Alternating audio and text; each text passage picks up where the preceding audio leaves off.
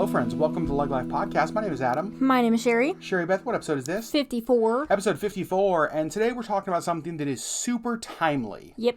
A lot of the podcast episodes that we do are on things that are just kind of random. Random topics. Not necessarily date specific. This one is date specific. Very much, because as most of you know, the Winter Olympics have begun. Yep. I'm going to make a bold statement right from the beginning. Sherry, these are my favorite of the two Olympics. Oh, okay. What about you? Do you care? Yeah, the winter is probably my favorite, but honestly, just because the only thing I care about is figure skating. I don't know that there's really much in like the Summer Olympics that I care about at all. The only Olympic sport you care about is figure skating. Yes. Well, I think we're going to change your mind today because here's what we're talking about. So I love the Olympics and I love even the most random event. But here's the thing. We live in a winter city. You guys know we live in Anchorage, Alaska. Yeah. And the reality is that the Winter Olympics have a lot of really cool sports.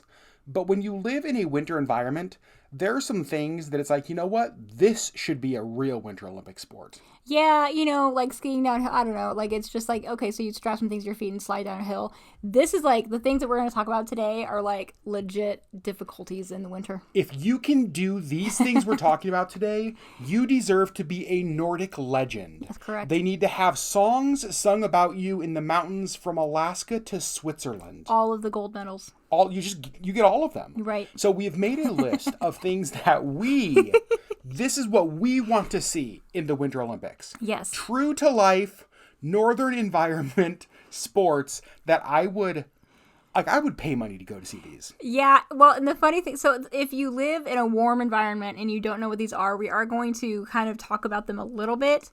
But some of it you just know if you know. Yeah, some of you are going to hear these and be like, oh, thank goodness that's right. Yes, and some of you are going to be like, what?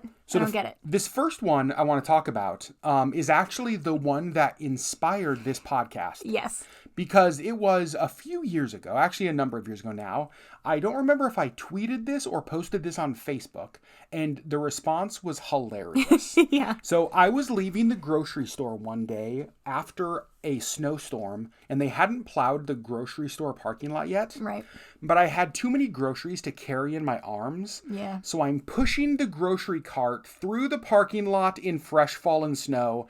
And I remember thinking, I don't care how fast you can ski. If you can do this, you're a hero. You deserve a gold medal. So that is Olympic sport number one. Yep. Pushing grocery store carts through fresh fallen snow. Oh my gosh. And it's not easy. No. And the fresh fallen snow adds like 150 pounds to your cart. And so you're like trying to push it and it says no thank you. And those little tiny hard plastic shopping cart wheels are not made for snow. So here in Alaska, we have like fat tire bikes. Like it's, people who ride their bicycles year round and they buy these giant tires for their bikes. I wish Alaska had fat tire grocery carts. Right. Like, can we just like outfit these? Like, we put on studded tires, we put on snow tires. Like, can we not put on snow wheels for grocery carts? Because this is ridiculous. I'm telling you, a gold medal to anybody that can do this well. Like, if you can push that cart through a parking lot without looking like a moron. And without falling. I was going to say, and busting your butt. Right, because that's for sure happened. Or knocking the cart over. Oh my because you're gosh. like pushing it so hard that it just like topples. Oh my goodness. It's the worst. It's so hard. Okay, so that is Olympic sport number one. And I want to say right from the beginning, you all know, I don't care who you are listening, if you're on NBC and they're like, and stick around for the next 15 minutes as we go to fresh fallen snow grocery cart pushing, you know darn well you're sticking around. Yeah, you are. I am for I sure. am. I know. And I'm going to feel for those people. Every last one of them and be like, man, that's really hard. I don't know how they do that. Yeah, you want to create an Olympic moment that like brings tears. Have somebody do that well. Right? Through like a foot of fallen snow. Oh my gosh. All right. The next one. Now, this is daily life in the winter, and it's so awkward. So Sherry, I'm a glove wearer. Yeah. But you're not a glove wearer. I'm a mitten wearer because gloves don't keep my fingers warm. Now, pretty much you could word this literally doing anything in mittens. Correct. But specifically, using your key. Unlocking a door. Have you ever tried to fiddle with your car keys or your house key while you're wearing mittens? And can I just tell you, okay, so I think about this every single day when I go to work, because all winter long, because I keep my keys in my coat pocket. So I get out of, and I keep my like door keys separate from my car keys. For a multitude of reasons that we're not going to discuss right now, but like, so they're on separate key rings, and so my door keys are in my coat pocket. So I have to remember before I get out of my car to pull them out of my pocket, because once I get out and have my mittens on, getting them out of my pocket is an Olympic sport in and of itself. But then also getting to the door, and we have like a little door pad, like keypad, and we have to type in our code and then wave our little thing to open the door. All in mittens, which is difficult to do. So in my mind, here's how this works. Here's how it works. It's outside. It's outside. The snow is falling. The Beijing Olympics are happening. And the representative from the great country of Sweden comes up. And what the course ahead of him looks like, or her looks like, is there is a wall with 15 padlocks in front of it. I'm panicking a little bit right now. And an assortment of keys on the ground in front of them. They have to pick the key up off the ground, a single key in mittens. Yeah. And then somehow with those little, like, cat paw-like things, hold the key and unlock all of the padlocks. Yeah, and you know what actually needs to happen is that all of those keys need to be on the ground in snow. Oh, no, that's what I mean. Like, because when I drop my keys in a foot of snow, and then I have to try to find them in the foot of snow, and then, I mean, it's a whole big mess. If I'm wearing mittens and I drop keys in the snow, the amount of curse words that come out of my mouth should also be an Olympic sport. Because, like... Correct. It is unbelievable. So that's the thing. Now, really, the nice thing about mittens is that you could pretty much make anything with them an Olympic sport. Like doing literally anything in the winter with your mittens on. Completely. Yes. Anything but I'm specifically unlocking doors, using keys with mittens. Oh my gosh. It's so stupid. Yeah. All right. The next thing is something that I have done. Too many times. Yeah. I don't really even know. Too many times. In fact, I think this could be something that I would be an Olympian at. Yeah. So when you live in a cold weather environment, one of the things you have to do every winter is not just brush your car off from snow. You have to scrape the ice off the window. Scrape the ice. But here's the thing. Sometimes you have an amazing, wonderful ice scraper, and it's like, oh, this is perfect. I'll just use my fancy ice scraper. Sometimes you don't have that. And Sherry, what do you use when you don't have that? Credit card. Every freaking time. Every freaking time. Except here's the thing. How many credit cards have you broken? No, this is what I was just going to say. Except... True experts, true Olympians, no, you never use your credit card. You always are like your gas station card, your library card. Yeah, the things that it's okay if they break. 100%. Yep. Then one of the worst parts is you put that soggy ass credit card like back in your wallet, and it's just so dumb. And you don't want to like leave it on your seat. No, like, so it has to go back away. And so when I scrape my window off, and actually just know this is going to tie into the next Olympic sport a little bit.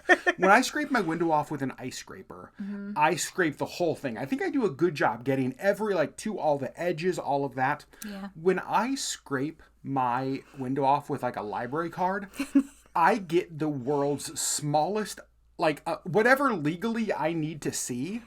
And that's it. Right. What do I need to see? That's it. Yep. I'll just let my defroster do the rest. Oh, yeah. I am not scraping a whole window with, like, a Kohl's card.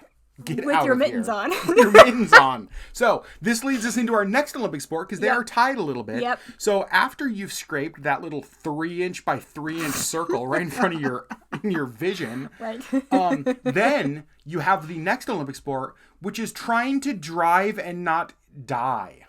Through this tiny little hole that you have scraped. And I want, right now, I want you guys to be honest, because there are some of you out there that are like, oh, Adam, that's not safe. You know what? If you live in an environment, you've done it too. And here's the thing. When it's really freaking cold, you are not going to spend the 20 minutes it's going to take to scrape the entire car. No, you are going to scrape the least amount possible and get your ass in the car. Because it's cold. Yes, get back in the car. Get back in the car. Put the Kohl's card away. Get back in the car. Right. So those really go hand in hand. In fact, I could see those being combined into one Olympic sport. It's almost like a it's a biathlon. Scrape it with a card and then drive. Right. Okay, so if you don't have a scraper or if you don't have a card with you, What do you do? Okay, so, well, what I do is if it's just ice and no snow, I've rushed the snow off. Yep. Correct? Yep. Then I use my windshield wiper fluid because if you use enough of it, and by enough of it, I mean like half gallon. Like the entire thing. It melts the ice. But here's the problem. If you do that when it's really cold, sometimes it then freezes on the window. Right. And so you have to keep doing that until your car warms up to some reasonable temperature. Because you're just spreading ice. Yes. Okay, so as we do often, we run out of washer fluid. Oh. Yep. So how often do you drive with just what has been defrosted? Often. Oh, often. Often. Yeah, often. Yep. So there are times that I want to spend exactly 0 time scraping my car. So I will just get in my car and then wait a few minutes until there's a little tiny bit at the bottom of the window that's defrosted. Oh, totally. And you drive like ducked down and kind of like, how much can I see through this 1 inch by 6 inch like strip that has just been defrosted? No, see, here's the thing. This is the difference between you and me. I physically cannot do that. Think of how tall I am. That's not an option for me. Like, I have 2 options. I have 3 options. Number 1, I'm well prepared and I can use the ice scraper that God invented, like, to do the whole window. Did God invent that? Probably. Cool. I think it's in the Bible. It's early chapters. Right. Or I can use my library card to scrape off a 3-inch square at my eye level. Or I can sit my butt in the cold car until the entire window defrosts because I'm too tall to... Like, if I tried to bend over and look through that little part at the bottom, there's no way. I have for sure driven like that. I feel safe. Like, leaned over, like, looking basically through the steering wheel. Oh, my gosh. Yep. You guys know, if you're listening, some of you are guilty. Don't you judge us. You know you do Don't you judge us. No. If you live in a wintry environment, you know you've done these. This is a judgment-free fake Winter Olympic sports zone, you guys. All right, so moving on to the next thing. Now, this is where the games are going to get really fun. Yep. Because there are some winter activities that it's like, oh, that's really fun. Like curling. Look at that. That's beautiful. What a beautiful game. Yeah. Right? The sweepers, the curling stone It's things. super weird to me. I don't understand curling. I love watching curling. But you know what I want to see? What? I want to see snowman building. Snowman building. Give me the Canadians versus the Norwegians in snowman building. Yep. Oh, heck yes. But here's the question. In snowman building, is it speed or quality? What are we judging on? Ooh. Is it like the most elaborate snowman? Is it the highest snowman? Is it the like? See, I think that there would need to be different competitions, kind of like the skiing. Like there's like the love speed, this. and then there's like the fancy things. And so like I feel like it needs to be a couple of different things. Like there needs to be a speed. How quickly can you build this size snowman? Go. But then it also needs to be like a quality kind of thing. Like how good of a snowman can you build? Because I have for sure built snowmen in my life where, because traditional snowman here in the Winter Olympic judging is 3, right? You got the base, you got the middle, you got the head. That's with the classic, the way God intended. I've for sure made snowman where the base and the middle are basically the same size and the head's this tiny little like prune of a thing. It's like, that does not look like a healthy person. Like I'm winning no medals for that snowman. And they're lumpy, and they have pieces of grass sticking out of them. Yes. Yeah. Mm-hmm. Nope. I like this idea that there's different like snowman building competitions. Yep. So keeping along fun winter activities. Yep. I know that we have like the biathlon where you ski and you shoot. And that's kind of fun, but nope, give me a snowball fight. A snowball fight. Also, I want Buddy the Elf on my team. How is snowball fight not a Winter Olympic sport? Right. It's skill because you need to be able to make these snowballs quickly and throw them with accuracy. Totally. Yeah. And is there anything funnier than watching somebody get absolutely leveled in the face with an explosion of snow? I submit that there is not. There is not. No, absolutely not. Like, just watching somebody, especially when they don't know. Like, they turn around to a snowball in the schnoz. And you're like, hey, Adam, thunk. Oh, it's the greatest. Like, I'm watching, I don't care what time that airs in Alaska, I'm waking up and watching snowball fights. Yep. Like, we're recording that and we're watching it multiple times. I'm probably going to rewind all of the good hits to the face. Yep. Or absolutely. great groin shots. Like, that's another thing. It's like dodgeball. You want to see people get hit in the face or the nuts. Yep. Right? Like, that's really what you want to see in dodgeball. Every time. Yeah. A shoulder hit, nobody cares about that. The back, no. Groin shot, Every time. Every time. Oh, perfect. Yep. So far, you guys, I got to say, these Winter Olympic sports... Far more entertaining. 100%. Yep. Every one of these. But we're not done yet. We are not done. And this next one is, well, this one is less fun, and it actually can be a little bit more concerning. Yeah. Have you ever been, picture with me, you just spent an amazing day outside, you are all done up in your winter gear, you got your base layer on, you got your mid layer on, you got your snow pants, your jacket, you've got your mittens, everything, and then all of a sudden... Snow boots. Your snow boots, everything, and then all of a sudden, Sherry, what do you start to feel? I have to pee. Oh, no. And the race begins, and this is the Winter Olympic sport. How quickly can you get out of snow gear when you have to pee? Keeping in mind that the boots need to come off too, because they're probably tying your snow pants on as well. Like and you don't want to track snow all through the house. So like everything has to come off. Wow. You Yeah. take your boots off to pee? If they're, because I don't want to have to track snow through the house. Oh, that's hilarious. I'm considerate like that. I guess you are, not me. If I gotta pee, there's two options. My boots are staying on, or I'm peeing in here, like, where I am. Like, you choose. You're the homeowner. Like, you decide, what do you want? Water for my boots or urine? Because one of these is staying right here in your entryway. And I'm gonna let you decide. Oh my gosh. But that's the thing. Like, I don't care if you are, like, slow and, like maybe you have some physical issues and you're in a lot of pain. When you have to pee and you're in full snow gear, you move faster than you knew possible. Speedy Gonzalez over here. You are ripping off clothes in ways that you haven't done since college. Oh gosh. What? So, okay. Wow. That's in the next Olympics. No, but what's funny is like, so usually, I, like when we layer to go outside for a long time, I will like stagger my layers. So like something is tucked into this, like the next layer is tucked over, and like the next layer is tucked under, and it's like to make sure that there's no air or snow that gets in anywhere that I don't want it. So when I have to pee, it's untucking the under and the over and the, oh my gosh, it's a mess. Amazing. You'd think that we would have some sort of invention for this. Well, they do, like butt flaps. Well, yeah, but like that's for one layer, right? Sure. It's like I'm not like butt flapping through 4 layers of things. Right. So there you go. That's our next Winter Olympic sport. We have 2 left. Yep. And this next one to me is something that it's just so fun to watch because one of my favorite things in the world is watching people fall down. Correct. It's just funny. I'm not saying I want to see them get hurt. That's not what I'm saying.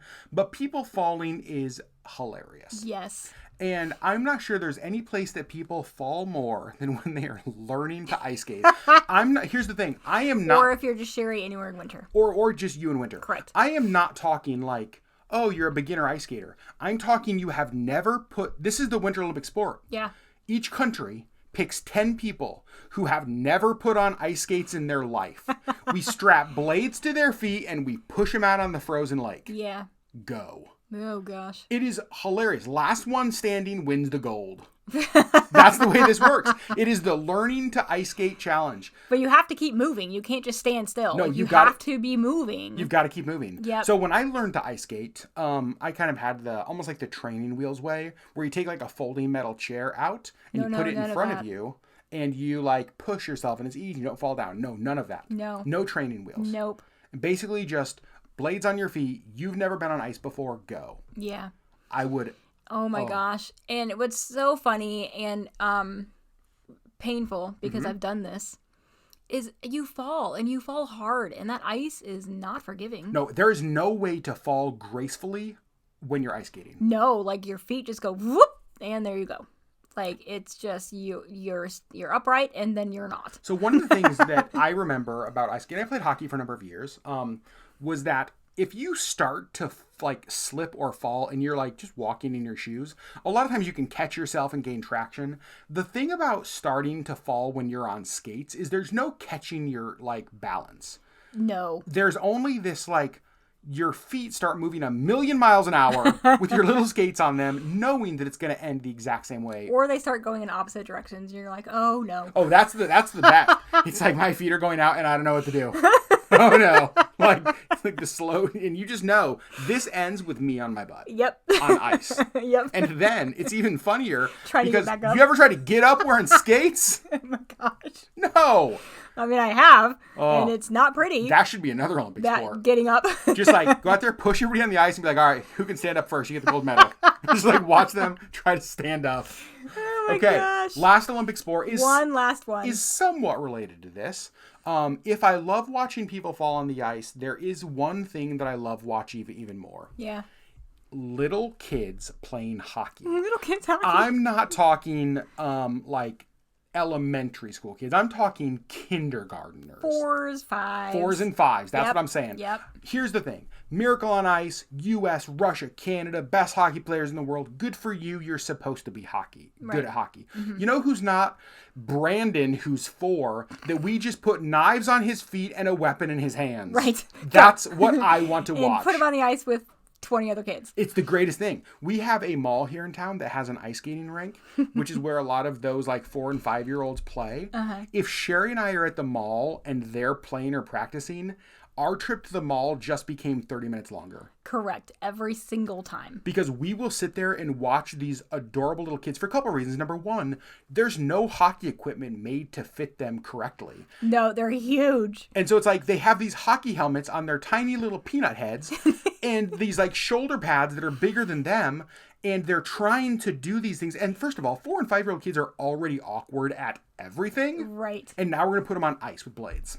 Within its stick. 100% yes. Yep. I'm here for that. And what's so funny is if you have seen like kids soccer, there are no positions being played. No. There's no actual strategy. Every single child on that field is gathered around that ball and they just run it end to end. In like packs. In packs. Yes. There are 20 kids. Yes. Just running in a pack. And kids hockey is the same way. There's just 20 kids with blades on their feet and weapons in their hands chasing this tiny, tiny little black spot. All of them in one big pack. But do you want to know why it's better than kids soccer? Because there's like 100% more falling down. Absolutely. Like it is. And kids that like fall down and then just stay. Lay there. Because he doesn't know how to get back up. My favorite. They're just like, I just live here now. It's the greatest. Like, the kid just bit it on the ice, and he's like, I'm just going to lay here for 20 minutes, coach. Like, let me know when I can get my orange slices. Because I'm done. And so, like, that's the thing. As much as I love watching Olympic hockey with the greatest athletes in the world, if I have to choose between the, like, Olympic gold medal, men's or women's hockey game, or 4-year-olds, I'm watching 4-year-olds 100% of the time. Absolutely. Just to see them, like, try. Just to watch them. Oh, it's the greatest. It is absolutely the greatest. Oh, it makes me laugh so much. So, you guys, those are the things that we think they should add to the Winter Olympics. Mm-hmm. I just think it'd make it more entertaining. Absolutely. The Olympics are too serious. And you know what? Yeah. We've been through a few hard years as a world. We need to add a little bit of levity. I agree. These would do it. Yeah, 4-year-old hockey. That's what brings us together. You want to watch... Opening literally anything with mittens. Let me watch... Yeah, that's what I'm saying. Let me watch a Russian fumble to, like, unlock a door in mittens. And then, you know what? All of a sudden, the last couple of years are worth it. Right. So, you guys, here's what we want to know from you. We want you to go over to YouTube, search LeggLife Podcast on YouTube, subscribe first. Would love to have you subscribe there. And then find this episode, the Winter Olympics episode, and let us know in the comments, because we love hearing from you guys. Mm-hmm. Let us know which of these is your favorite potential Winter Olympic sport, and do you have any recommendations that we may have missed? Yes, we want to know. Anything you think would be hilarious to see done in the winter. My gosh, this was... And here's the worst part, is that we're just now at the beginning of the Winter Olympics, and I feel like all of the Winter Olympics that we're going to watch... Now I'm going to be like, I mean, this is cool. But 4-year-old hockey would be better. Yeah, but it's not like scraping the ice off your window with a credit card cool. Right. It's like, trying not to break it. Yeah, trying not to snap your card in half and then having to jump in the vehicle and drive 10 miles. Right. To push a shopping cart through snow. Icy roads. Oh, that's what I really want to see. So NBC or the International Olympic Committee, if you're listening, you're welcome to DM us. We'd love to consult you on how to make the Olympics better. You guys, we love you. We just wanted to have a little bit of fun with this one. And, well, we had a little bit of fun with this one. Yeah. So we will see you next week on the next Leg Life podcast. Uh-huh. Bye. Bye.